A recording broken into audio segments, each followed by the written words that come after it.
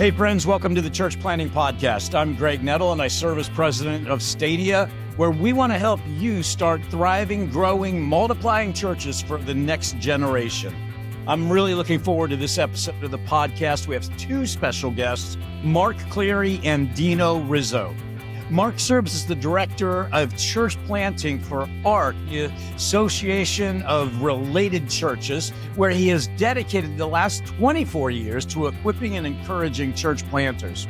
His passion? Well, helping couples turn their God-given dream of launching a local church into reality. We also have Dino Rizzo. As the founder and president of ARC, Dino has spent decades helping pastors and leaders launch life-giving churches across the world. Beyond ARC, Dino is a pastor, speaker, and author. Let's welcome Marc and Dino to the Church Planting Podcast. So, welcome to the Church Planting Podcast. I'm really excited about this episode because I have my friends Marc and Dino from ARC on today's episode. This is the first time that we've had you on the Church Planting Podcast. Guys, thank you so much for joining us on this episode. Man, we're absolutely honored, Greg. Excited to talk about church planting, see what God is doing throughout the kingdom. Yeah. Thanks for letting us be a part. I mean, I've been a raving fan of ARC for a lot of years now, guys. And I know we partner together sometimes. They have the ARC sticker, we have the Stadia sticker, and but your church planters are one of the reasons I wanted to get together with you. I have just watched, and you all are planting some great churches and have over the years. And your church planters are very high quality church planters. Before we get into those attributes, though, Dino, how did you get involved in church planting? How long have you been involved in church planting? Well, my wife and I planted a church in December of 92. And so we were youth pastors. And we had a heart to make a difference, and ended up in Baton Rouge, and ended up having some people like a John Osteen and some others that were very kind to us early on, and we launched a church, and you know, there was not Stadia, there was not ARC, there was not a lot of these, you know, incredible church planting organizations that you and I and all of us, you know, get to hang out with, and so, you know, and I think doing that a couple of years, we thought, well, if this ever happens to any friends of ours, if it happens, you know, we want to help them. We don't want to let them go through what we went through. And so we did that for several years. And then the founder of ARC, Billy Hornsby, came to us and said, what would it look like if we did it together? And that was about year 2000. Had that conversation. Marc was working with me at the church, our church that we had planted. And we jumped in. And that was 24 years ago. And we, of course, you know, pastored our church for 20 years. Relocated here to Birmingham 11 years ago, and have been a part of ARC ever since. And, you know, and just grateful and thankful, probably like you and so many others, that, you know, we get to serve God in this expression.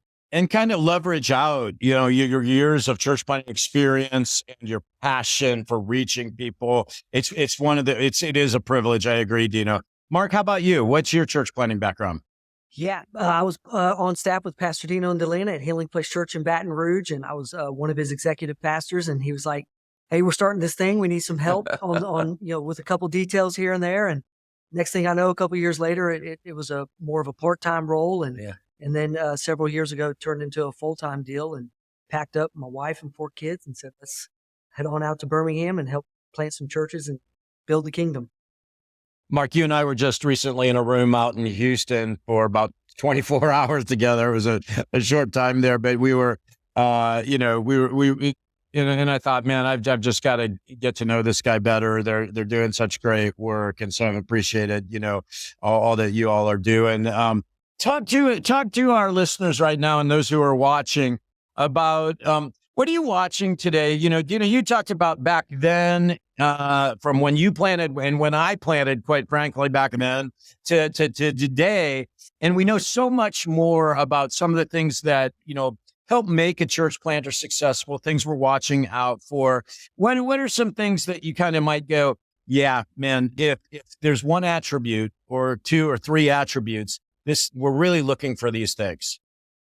I would probably say we just watch a lot of current game film. Let me say it like that. You know, the guys that are launching now, the ones that are on the field now, we watch a lot of film, you know, watching what they're learning, what they're navigating. We're trying to get everything we can from the last play, the last game, absorb that, adjust on the fly in the season, where then when we go back to another launch season, we've kind of plugged that in as much as we can. So, I think there's a lot of principles, Greg, when we planted that are the same. Yeah. But man, there's a lot of the game that has changed. The speed, the things that you're facing. It's so much of a football analogy. But so I think that's what I'm trying to do. I don't. We spend a lot of time talking about, okay, what did we learn last week from that church? Yeah, so I know a lot of the game film that we look at, one of the main attributes is there clarity in the calling. Yeah. Especially in 2024 with the world where it is, social media where it is, everything where it is kind of right now in today's culture, that calling has got to be clearer than ever before. Church planting, being a senior pastor, it's not just a title. It's not just something that someone sits in a pew and says, I want to do that one day. Yeah. It's got to be clearer than ever before. There's plenty of seats on the church bus, right? From a great member of a church to a great staff person to a senior pastor that is called and is clear in that calling. That's one of the main attributes that. Okay, I want to pause here because I want to come back. So first of all, I love the analogy of the game film. Dino, I was just saying, I'm right in Cleveland, Ohio, and I'm a diehard Cleveland Browns fan, and I wish somebody would have watched the game film of Deshaun Watson before bringing him in as our quarterback a few years ago, right? But I mean, that's the lesson, right? Boy, wouldn't that have saved this city $250 million to start with, right?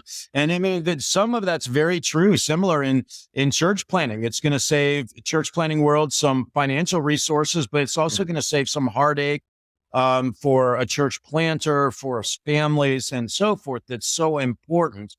And so I value that highly. Marc, let's talk about the calling. I want to dive into that a little bit deeper because, I know we have a lot of people that are saying, okay, how do I know I'm called? And it would be fascinating. We'll do this on another podcast, but I could list, there's been 4 crystal clear callings that I could identify in my life. And, I never would have left River Tree, where I was pastor for 25 years without a crystal clear call to Stadia. It never would have happened, but there was a crystal clear call. So Marc, how do you help people identify that call, if you will? You get the question a lot in general too about what is my purpose in life? Absolutely. What am I good at? What am I not good? I answer it in this way. For when I know that calling is crystal clear, it's when you can't do anything else and be satisfied. You have a burden. You are visiting the town that you feel called to, and when you close your eyes, you see the faces of the people that you passed in traffic at the grocery store, when you were eating at a restaurant. You hear someone's story, and a week later, that story is echoing in your heart. To me, those are obviously bathed in prayer with your spouse, with your circle of trust as well. All of that's bathed in prayer. But those are some of the things where I ask our church planners, can you not do anything else? Is there nothing else that you can do and be happy and satisfied and sleep peaceful at night? And if not, then we know that calling is crystal clear, that you are called to that level of leading people into a relationship with Christ and discipling them into a further relationship with Christ as well through the expression of a local church. That's so good. Okay, what else are you looking for when you're looking for a church planter? Any other characteristics? Yeah, to me, right after that calling is a clear and compelling vision as well. Why are you doing what you're doing? Yeah. If I have a 5-minute conversation with you, can you articulate that vision and that heart to reach that community, those people in that community or not? Or you starting a ministry?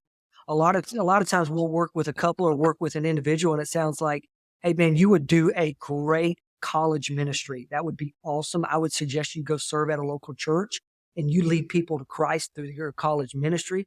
Or is this an actual local church that has the 5 functions of a local church, and you're going to operate in those? And then maybe one day you'll have a college ministry based out of that. Mm-hmm. Is your vision? That's a great thought. Is your vision clear, and is it compelling? Because it can be clear, but if I don't have an urging to join in some way, shape, or form, then it may not be compelling as well. So we look for that clarity, and we also look for that to be compelled towards that vision as well. You know, when he said that, Craig, you need to think about, we've been in this a while. That's a great thought, because it's like sometimes somebody will unpack you and you're like, okay, I don't know if that's a church plant. I don't know if that's a new church starting in that city. And I've never heard it said like that. I mean, shout out to Marc Cleary, because that is sometimes you want to say, hey, I think you have a ministry up in you. I agree.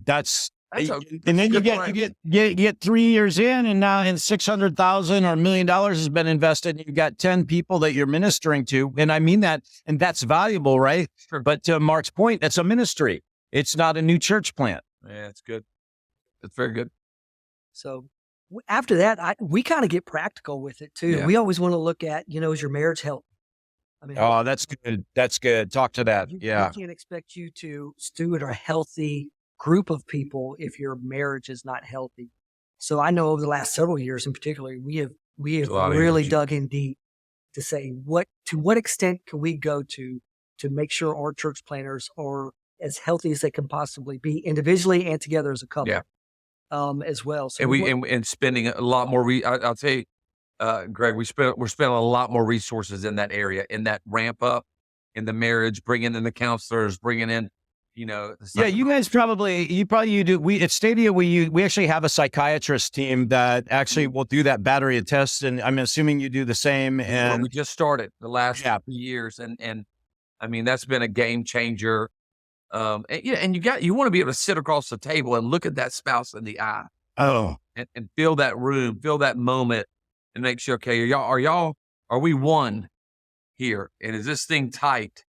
So I think we're spending more and more time with the marriage than and we talk about the money. Yep. Which, do they have a track record of stewardship? Is there some deal where they've proven themselves as it relates to just some basic budgeting, basic debt ratio? Hey, do you check with them? Do you check with them about how much debt they're carrying? Yeah, we do. We have measurements we look at.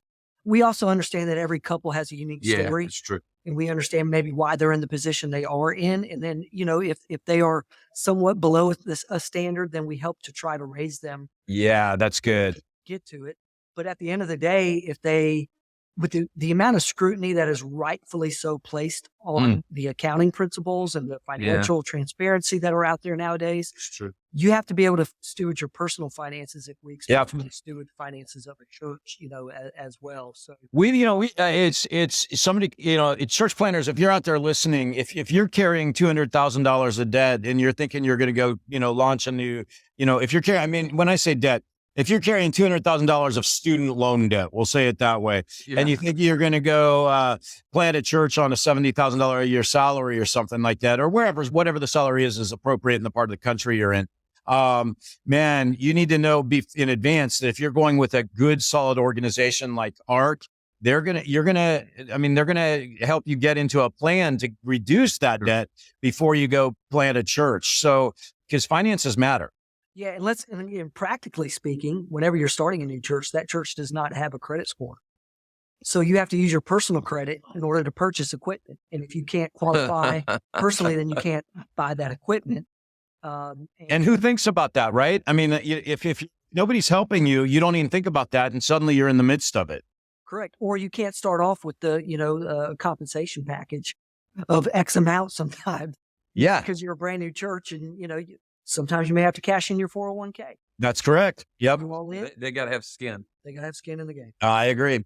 Yep. And a lot of that goes to, who has been their models, who has been their mentors in their life, who have they learned from, who do they have transparency from?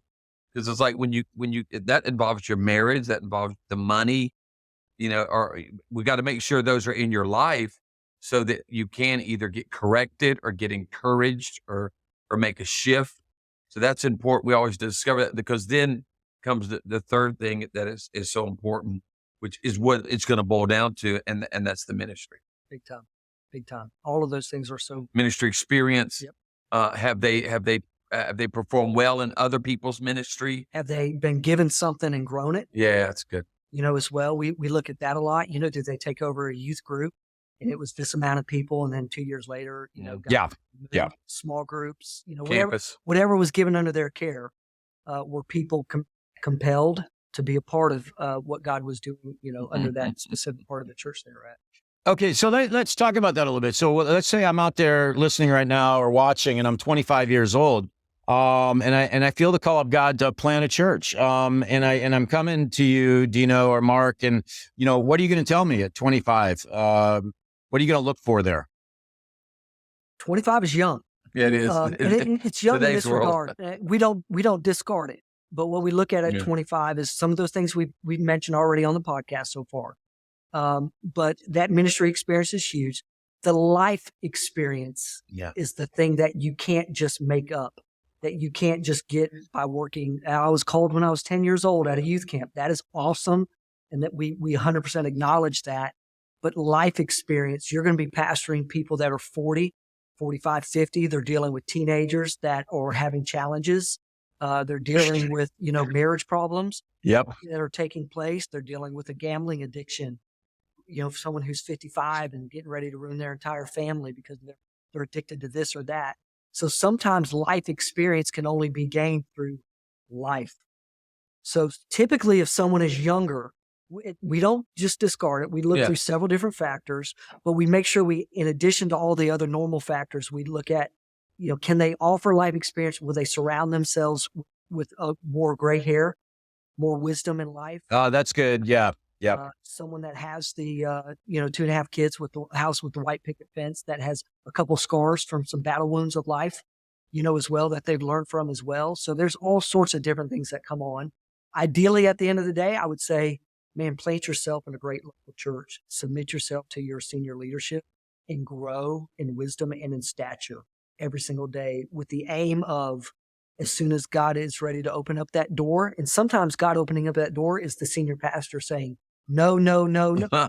Yes. Yeah. Yeah. No, that's such a good answer. Let me flip it now. Let me flip it and say, okay, I'm listening now and I'm 55 years old and I think I'm called to plant a church. Am I too old?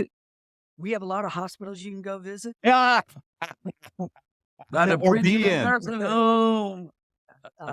We've never said, I think there's some that you'll say, listen, there's some things you really need to consider based on the way the world and a city and a community and the demands of a community and the portable church and the building of the team. Do you have 1 or 2 years to invest to get to that launch? Would put you in an older bracket, so I don't think we ever say no when it's an age, unless it's just not, not in the field of play. But we do talk succession. Yeah, that's fair. Yeah, that's do you good. have a plan? Or did you grow up in that community? Do you have a lot of relationships? There's factors. There's so many different things that come to it. Well, and I think, I'm just thinking here too. Okay, let's say with the 25-year-old, if you've got Marc Cleary who's going to go out and plant a church next year, maybe a 25-year-old on your team would be a tremendous benefit, right? So there's, or quite frankly, maybe a 55-year-old or a 60-year-old would be a huge benefit on your team. So maybe that call isn't necessarily even to today be the lead planter, but it's to be part of that church planting team. Because you guys plant in teams, I think, like quite a bit, yeah? We do, yeah. We actually require at least 50 adults on a launch. Yeah. Most of our church plants are above that, but that is our minimum. And that kind of goes into our philosophy of critical mass and how important critical mass is on launch day to help propel you influence-wise, discipleship-wise, all the functions of a church.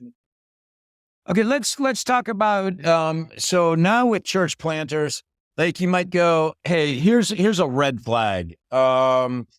Somebody's coming and planting churches, and like there's certain things I think we can tell pretty quickly and go, ooh, this has got to be worked on, or this is a no for now. And we always say for now, right? Because God can shift things.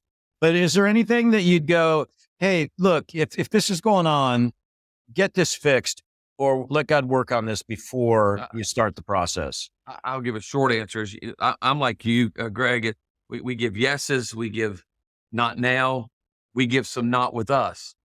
There may be a nut better. We say, go plant with ARC. But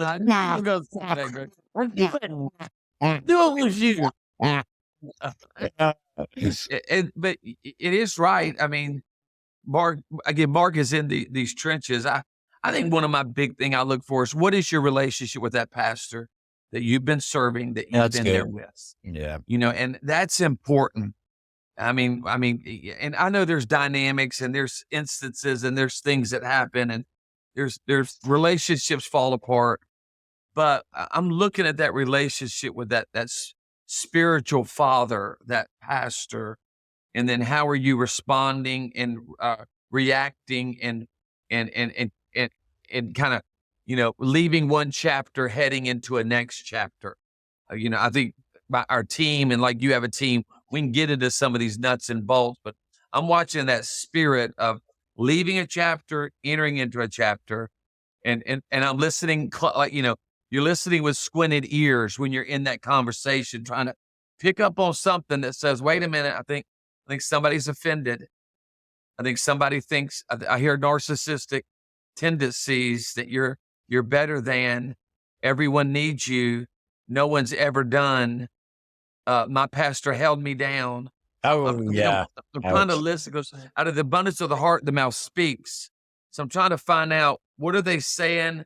How are they responding to maybe something that I can't even see as a when you're in those conversations. So what are the triggers for you? Well, it's what you're saying. Is there a lack of self-awareness? Yeah. Is there true. That sending church and having the blessing of that senior pastor?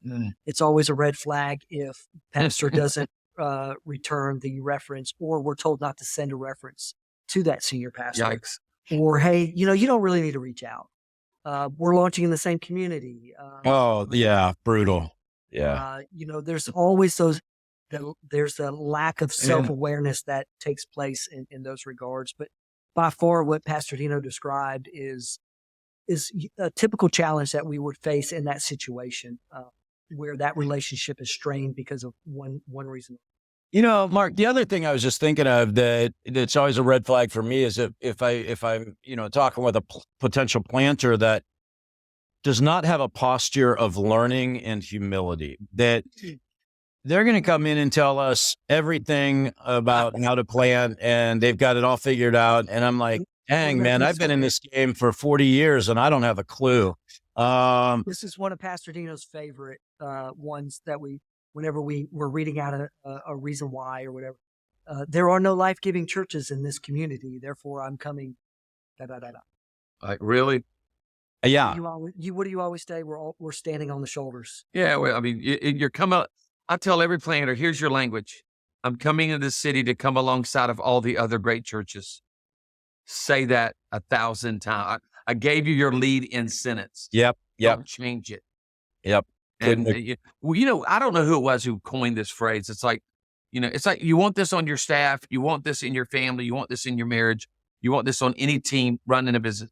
It's like you're looking for character. I think it's chemistry. Yeah. It was like competency. There may be some more to it. I don't know who said all that, but it's like you are trying to say, okay, do they have some character? Is there a vibe? Is there a flow? And are they competent in what they're saying? So you're kind of looking at those, but I just thought about that word. And it's actually one of our final measurements in our launch process. We have a 4-step process, and 4th step, we actually find out, have they connected to local churches, especially the ARC church planners and partners, huge. And we verify it. And we always coach them and say, whenever you initiate everything, you don't wait on that senior pastor who's already pastoring to get back. Been in the city 30 years. You chase that meeting down, and what you do is you bring a gift and you bring a notepad or some way. Yeah, that's good. Yeah. And not bring hey, my name's Bob and I'm coming to plant. Can you give me $5,000? Don't bring an ask. Well, and I'm coming to be the first life-giving church. Correct. What can I do? What can I learn? How can I serve? How can I come alongside?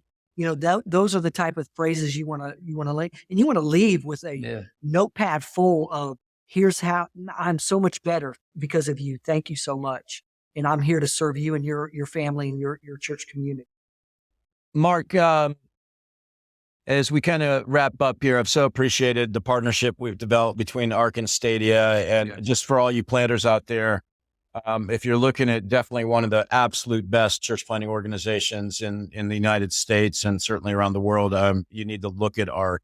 Marc, if somebody's thinking about planting a church or they want to partner to plant churches, what's the best way? What's your website? What's the URL? How can they get a hold of you all? Yeah, arcchurches.com, ARC, and then churches, CHURCHES.com.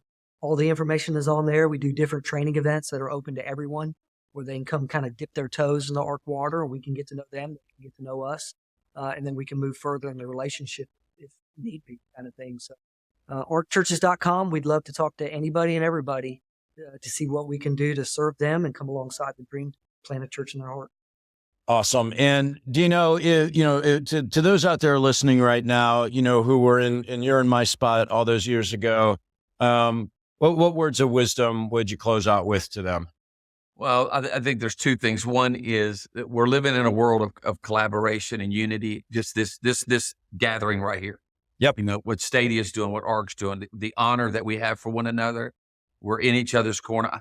We're living in a good world right now that fosters that, and thank God for secure leaders like yourself and others. So I think every leader should learn from this. And then I think the other thing is you can't have new churches without strong, healthy, existing churches that want to be sending churches.